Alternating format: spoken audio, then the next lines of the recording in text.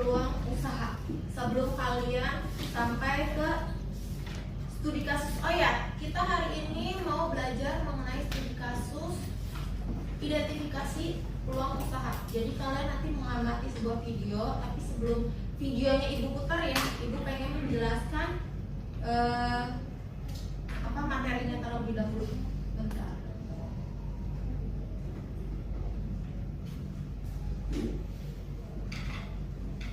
Oke, peluang usaha.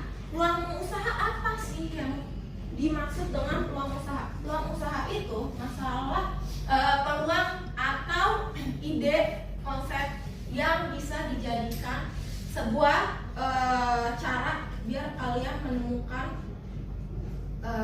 ide dari peluang itu sendiri. Contohnya kayak sampah deh. Contohnya sampah, kira-kira menurut kalian sampah itu bisa digunakan nggak buat jadi ide peluang usaha? Bisa. Kenapa kira-kira bisa? Kenapa? Dengan cara daur ulang. Nah, di sini sendiri masalah lingkungan itu mulai dari sampah ada ancamannya pertama. Terus juga bisa menciptakan atau peluang menciptakan usaha kreatif seperti apa sih tadi? Daur ulang sampah. Terus di sini kebutuhan mendesak yang belum terpenuhi, contohnya kayak krisis TPA sampah, kayak tempat pembuangan akhir. Tahu TPA kan?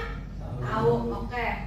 Jadi indikator jelas dari sistem pembuangan itu sendiri. Terus volume sampahnya, biasanya sampah mulai tambah naik makin banyak, itu bisa menyebabkan ancaman buat manusia. Terus dampak lingkungannya sendiri bisa jadi serius nggak? Bisa kan? Apa dampaknya kira-kira menurut kalian? Apa kira-kira? Penyakit pasti. Terus masalah kesehatan udah pasti, ya kan? Gangguan pernafasan itu udah pasti. Terus, nah gimana caranya biar kalian bisa mengelola sampah itu dengan baik? Yaitu ciptain inovasi, ide baru, nilai baru. Nah, di sini peran wirausaha itu sangat penting. Kenapa sangat penting? Ya dia bisa melihat kekurangan dari sebuah permasalahan, bisa diciptakan menjadi ide baru. Contohnya, jadi kreasi produk daur ulang, kayak tadi yang kalian sebutin. Terus selain itu bisa menggunakan teknologi pengolahan, gitu. Terus di sini untuk ekonominya kira-kira bisa menjadi apa? Bisa menjadi sesuatu yang penting nggak? Atau bisa jadi ide nih, oke, untuk sektor ekonomi bisa ningkatin nggak ekonomi di masyarakat sekitar maupun di pemasukan negara? Bisa nggak kira-kira dari pengolahan sampah? Bisa kan? Itu udah pasti. Nah, di sini ada kalimat bisnis daur ulang bukan lagi pilihan, namun sebuah keharusan demi berkelanjutan hari ini dan masa depan. Kenapa bisa disebut untuk hari ini dan masa depan?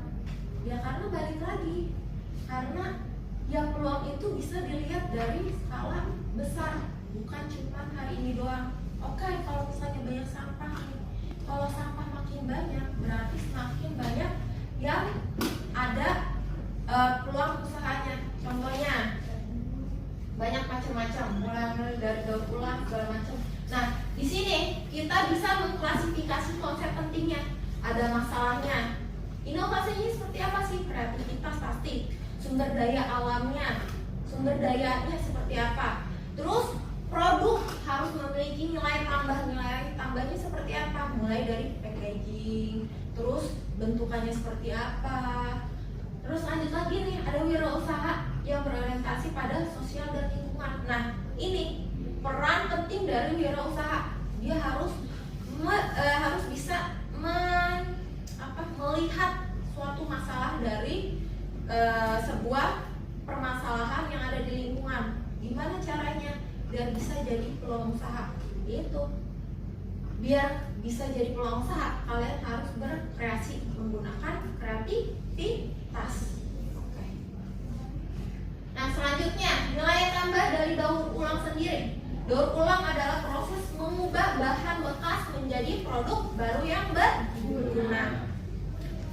Nah, di sini kalau gimana caranya barang bekas itu bisa jadi daur ulang yang berguna? Ya, kalian harus mikirin apa? Desain, itu udah pasti. Terus selain itu, selain desain ada apa lagi? Fungsi udah pasti. Terus dari situ ada pesan sosial yang harus disampaikan. Contohnya kalau desainnya, kira-kira udah tahu dari sampah nih, dari bahan bekas, gimana biar kelihatan bagus, dibentuk seestetik mungkin, seinovasi mungkin. Gimana caranya biar produk tersebut terlihat bagus atau terlihat ya kelihatan baru lah, kayak gitu. Terus fungsinya itu ya pasti buat jadi solusi dari permasalahan yang ada. Nah, pesan moral yang bisa kalian ambil dari sampah daur ulang tersebut bisa dilihat jadi dari peluang usaha itu mulai dari kesadaran lingkungan, kesadaran diri kita dulu nih. Kira-kira oke, sampah banyak nih, bisa kita olah jadi apa ya kira-kira? Semisal kita olah jadi pot atau apapun barang-barang yang bisa kalian gunakan. Nah, di sini ada tahap step by stepnya, mulai dari bahan bekas, contohnya dari botol plastik, terus diproses menjadi transformasi kreatif. Gimana caranya? Idenya berarti kalian tuangin atau kalian curahkan itu idenya. Terus habis idenya kalian keluarkan semuanya, kira-kira itu bisa jadi ada nilai jualnya nggak? Ada kan? Karena apa? Kalian berpikir menggunakan otak atau kreativitas. Gimana nih? Oke, ini barang bekas, mau kalian bikin jadi apa? Terus kira-kira kalau sudah jadi, pasti kan harusnya bagus ya, harusnya jadinya. Terus bisa kalian jual karena ada nilai jualnya, gitu.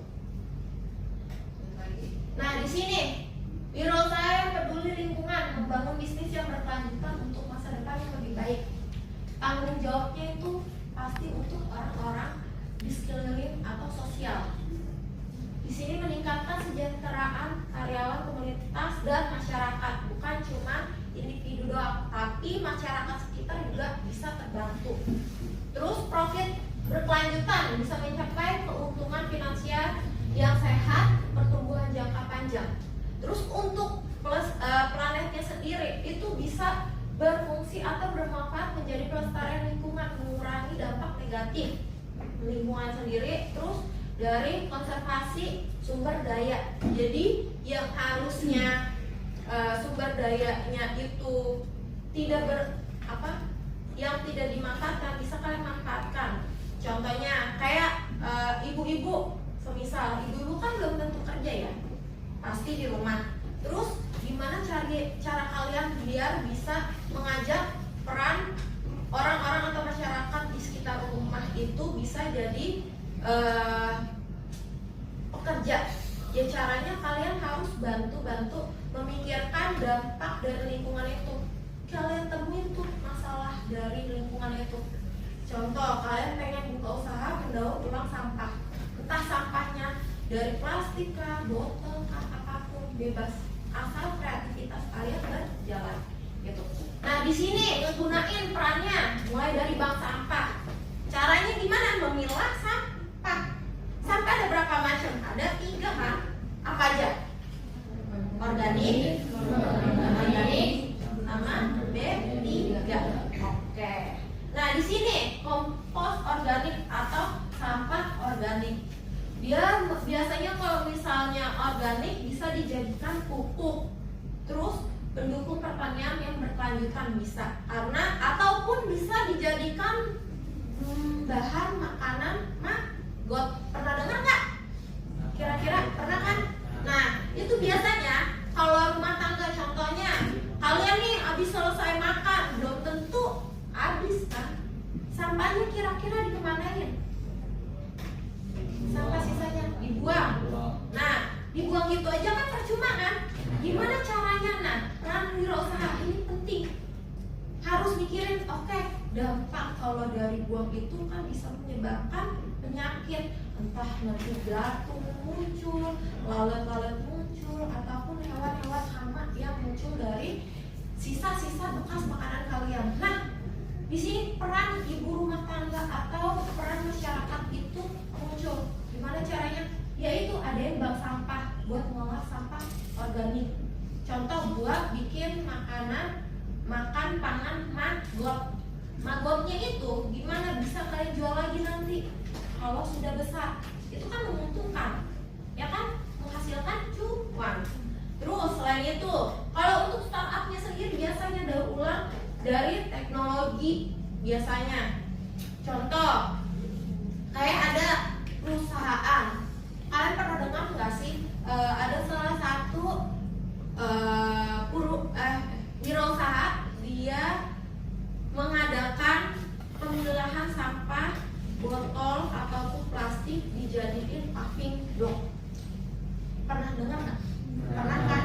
Nah, itu salah satu bantu dari daur ulang sampah. Dia melihat nih peluang usahanya, oke, ini bisa dijadiin cuan. Gimana caranya? Dia gunain inovasi atau teknologi biar bisa dijalankan atau dijual gitu. Terus lanjut lagi di sini, nilai-nilai yang dikembangkan itu harus menggunakan kreativitas. Lahirlah tuh ide baru dari masalah itu sendiri. Contohnya kayak tadi sampah, itu bisa nimbulin kreativitas kalian muncul. Terus lanjut lagi ada gotong royong. Gotong royongnya seperti apa? Seperti tadi, masyarakat itu membantu buat penanganan sampah mulai dari pemilahan sampahnya sendiri. Gitu. Terus bernalar kritis. Kritis seperti apa sih? Oh, udah kita analisis tuh masalahnya gimana, cara pemecahan masalahnya seperti apa. Entah semisal deh di lingkungan kalian tidak mengerti atau tidak paham cara menanganinya, kalian bisa mencari tahu di internet ataupun kerjasama dengan pihak wirausahaan. Jadi contoh, oke, kampung kita mau ngadain pemisahan sampah. Kira-kira wirausaha tersebut mau nggak menampung sampah kita biar bisa dihasilkan menjadi cuan? Mau nggak beli sampah kita? Atau enggak kita kasih ke mereka deh biar mereka olah nanti bagi hasil, kan bisa kayak gitu. Lumayan kan hasilnya. Terus setelah itu otomatis kalian harus ada rasa sadar nih, tanggung jawab akan hasilnya seperti apa. Oke, hasilnya nanti berarti kan menjadikan uang ya, bisa kalian gunain lagi. Dengan cara apa? Ya kalian harus menyediakan tempat buat pemilahannya. Uangnya itu bisa. Contohnya ke pemilahan tadi, sampah organik, anorganik, sama B3, kalian pilah-pilah tuh. Jadi rasa peduli sosial kalian meningkat. Gimana caranya? Itu harus lagi identifikasi masalah tersebut. Gitu. Oke? Dari sini ada yang ingin ditanyakan mengenai PPT tersebut? Ada ya? Atau ada yang ingin ditanyakan? Cukup? Oke? Selanjutnya karena sebelum itu Ibu pengen tanya, ini kalian udah gabung ke kelompok masing-masing atau belum? Sudah. Oke. Sebelumnya kita pengen nonton video kasus mengenai krisis tempat pembuangan akhir sampah di Indonesia. Tunggu sebentar ya.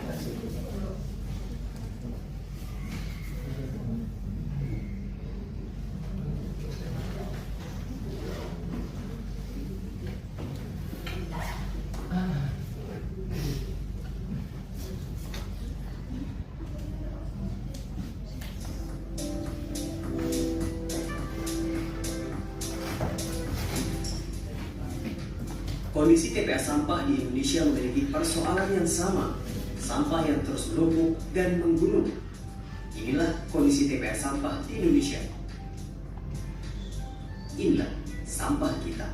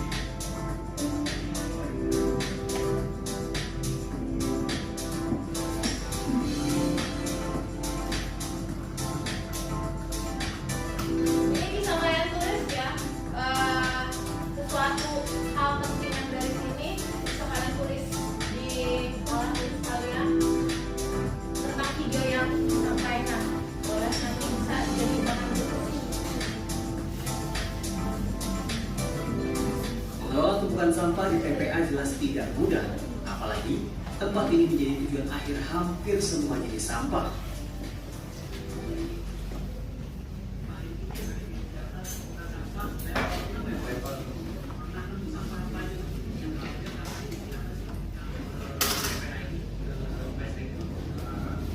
Sampahnya sih campur aduk ya. Misalnya ya seperti kayu, bahkan popok dan pempes pun banyak gitu. Yang paling aneh karena bisa Pak pernah lihat sama apa sih? Ya pernah nemuin bulu ya.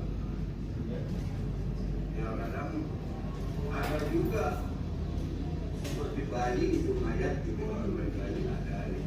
Tapi menurut Abang sampah-sampah itu sebenarnya termasuk yang dibawa sini itu masih punya nilai nggak sih Bang? Masih. Ya, contohnya seperti ini pemulung nih. Ya, bahan-bahan dari plastik itu kan dikumpulin dijadikan uang untuk makan. Memperbaiki tata kelola sampah memang harus dari hulu atau sumber sampah. Idealnya, sampah tidak hanya dikumpulkan, diangkut, dan dibuang. Kalau kita bicara TPA, itu adalah tempat pemrosesan akhir, bukan tempat pembuangan akhir. Sehingga seharusnya memang sampah itu ketika dibawa ke TPA, sampah itu diproses, tidak hanya dibuang. Kondisinya dari kurang lebih 514 kabupaten kota, kita ada 450-an TPA, itu 35%-nya memang masih open dumping. Jadi artinya belum dikelola baik secara kontrol landfill atau sanitary landfill. Nah ini yang terjadi kenapa? Karena memang pengelolaan sampah yang masih dilaksanakan di daerah itu masih banyak yang kumpul angkut buang. Sehingga sampah tidak dipilah dulu, kemudian tidak dikelola lanjutan, ya menjadi sirkular ekonomi, tapi hanya dibuang begitu saja. Dan ini masih kurang lebih 35%, sehingga pekerjaannya memang menjadi lebih berat. Walaupun TPA ini ketika awal dibangun oleh Kementerian PUPR itu sudah menganut sistem sanitary landfill, tapi karena kendala biaya, ya sumber daya manusia juga, sehingga pada akhirnya tidak dikelola secara sanitary landfill. Memilah sampah sejak awal bisa menjadi solusi permulaan bagi tata kelola sampah di Indonesia. Apalagi bagi tidak sedikit orang, sampah yang terkumpul dan menggunung di lokasi TPA sampah sejatinya masih berharga. Jika kita bisa memilah sampah sejak awal, maka bukan penumpukan sampah di lokasi pembuangan dan segala risiko yang selama ini terjadi bisa dihindari. Tim Liputan CNN Indonesia. Oke, dari video tersebut, menurut kalian hal menarik apa yang kalian temukan dari video tersebut? Kira-kira hal menarik apa sih dari video tersebut yang kalian tonton? Ada nggak hal yang menarik yang kalian tonton? Apa? Ada nggak? Kira-kira yang kalian temuin dari video tersebut hal menarik? Ya. Ternyata TPA itu tempat proses akhir karena sampah-sampahnya tuh bukan langsung dibuang gitu, tapi harus diproses, ada prosesnya gitu loh. Oh, jadi TPA itu bukan cuma tempat pembuangan akhir doang, tapi ada proses pengolahannya lagi gitu. Oke. Terus selain itu, masalah apa sih yang paling terlihat di video tersebut? Kira-kira apa sih yang terlihat di video tersebut? Masalah paling utama apa? TPA hampir penuh. TPA hampir penuh, pasti, karena kan tadi dibilangnya tempat pembuangan sampahnya semakin penuh, semakin krisis, ya itu udah pasti. Terus selain itu, apa masalah ini bisa dijadikan ide usaha buat kalian? Ya, masalah ini dapat diidentifikasi menjadi ide usaha yang bermanfaat jika dianalisis dan dikelola dengan baik. Dengan mengidentifikasi masalah dan mencari solusi, seseorang dapat menemukan peluang bisnis yang unik dan bermanfaat. Oke, ya benar kata Nanda. Nanda, karena dia yang ibu sampaikan tadi barusan. Karena sampah kalau misalnya kalian lihat, kalian cerna itu kan kotor ya. Tapi kalau misalnya buat kewirausahaan yang ide-idenya kreatif itu bisa diolah jadi barang-barang yang unik. Contohnya kayak pot bunga deh, nggak usah jauh-jauh. Itu bisa kalian gunain tuh, bisa kalian olah lagi jadi pot bunga, atau enggak kalian bikin sesuatu yang menarik, contohnya sampah buat jadi hiasan, itu bisa gitu. Bukan cuma itu doang. Oke? Dari sini kira-kira kan ini kan kalian udah gabung jadi satu kelompok atau belum? Udah kan ya? Udah kan? Kemarin karena kita udah buat kelompoknya, kalian udah gabung ke kelompok masing-masing. Ini ada lembar kerja yang harus kalian kerjakan atau kalian isi per kelompok. Ibu bagiin dulu ya, sebentar.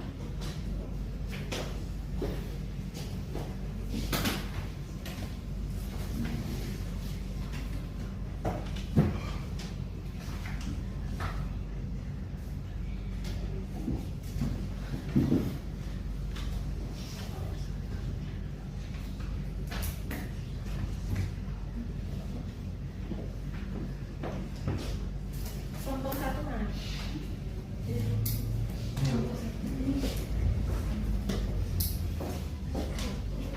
Kelompok dua? Tiga? Empat mana? Lima? Ya. Oke. Di sini di lembar LDKPD itu kalian disuruh atau diminta mengisi identitas kelompok. Nah, identitas yang kalian tulis aja, kalian kelompok berapa, 1, 2, 3, 4. Kalian tulis tuh nama kelompoknya berapa. Terus di sini juga ada nama anggota kelompok. Anggota kelompoknya siapa aja kalian tulis di sini, tugasnya ngapain aja nanti. Nah, di sini ada tujuan pembelajaran yang harus kalian lakukan, mulai dari menganalisis permasalahan sosial, lingkungan, atau ekonomi yang terjadi di sekitar kalian. Terus dijadiin potensi ide usaha baru. Terus lanjut lagi, identifikasi faktor-faktor pendukung terciptanya ide usaha tersebut seperti apa. Contohnya mulai dari kebutuhan masyarakat atau enggak inovasi teknologi juga bisa. Terus lanjut lagi.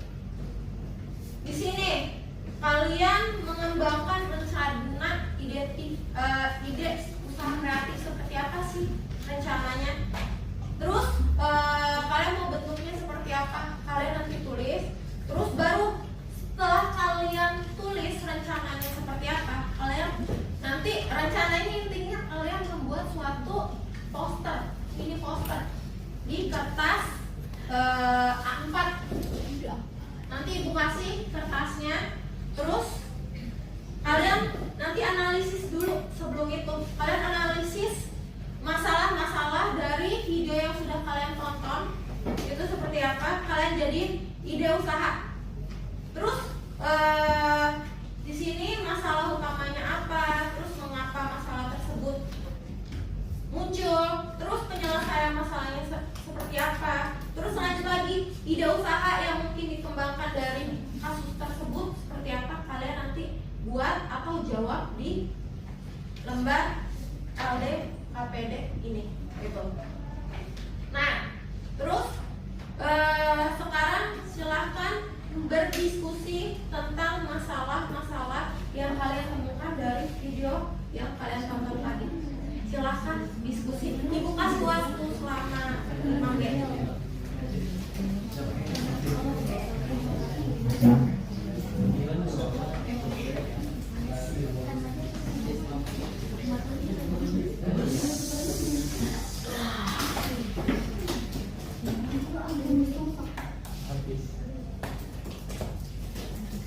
Iya,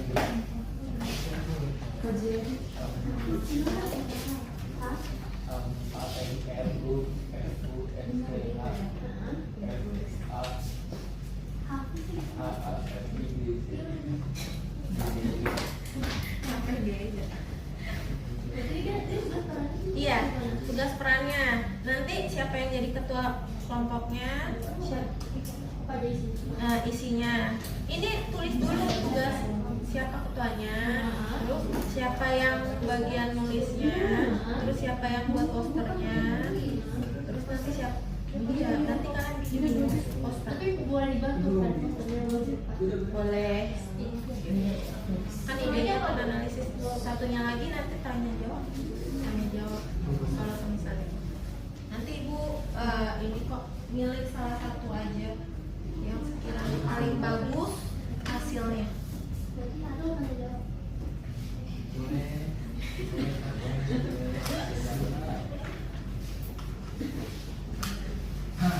Jadi semua turun tangan ya, Bu?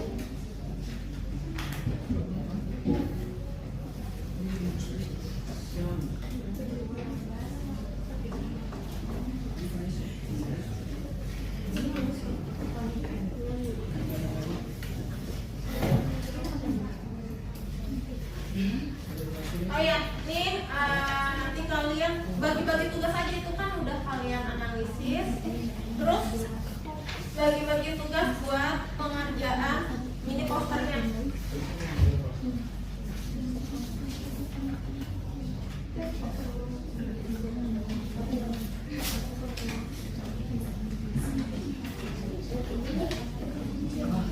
Setelah kalian analisis, kalian buat mini posternya ya.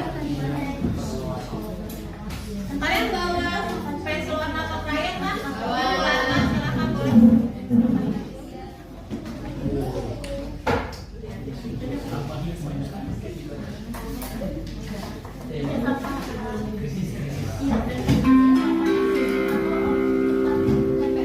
Saatnya jam ke-6 dimulai. It's time to begin the sixth lesson. Iya, mini poster. Nah, di situ kan ada perintahnya.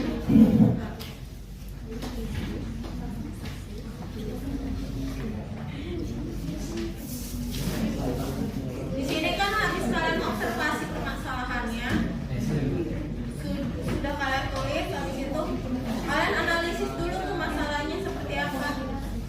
Lanjut, di sini ada untuk merancang ide usaha. Kalian tulis dulu tuh nama usahanya mau apa, terus masalahnya yang diangkat seperti apa, solusinya seperti apa, terus produk yang ditawarkan itu seperti apa, bahan-bahan yang dibutuhkan apa aja, target konsumennya siapa, keunggulan atau manfaatnya seperti apa, lanjut lagi dampaknya di sosial itu seperti apa. Baru kalian bikin mini poster. Di sini diminta kalian menuliskan judul usaha, slogannya seperti apa, terus gambar kira-kira bentukannya. Kalian mau bikin apa nih? Contoh pot bunga. Oke, kalian gambar itu pot bunga di situ. Lanjut lagi manfaatnya. Manfaat dari pot bunga itu buat apa sih? Buat hiasan. Ikut semua ya. Iya. Nanti kalian di kertas lembar itu di kertas A4 ini sudah terisikan dengan judul, slogan, gambar, sama manfaat. Ya.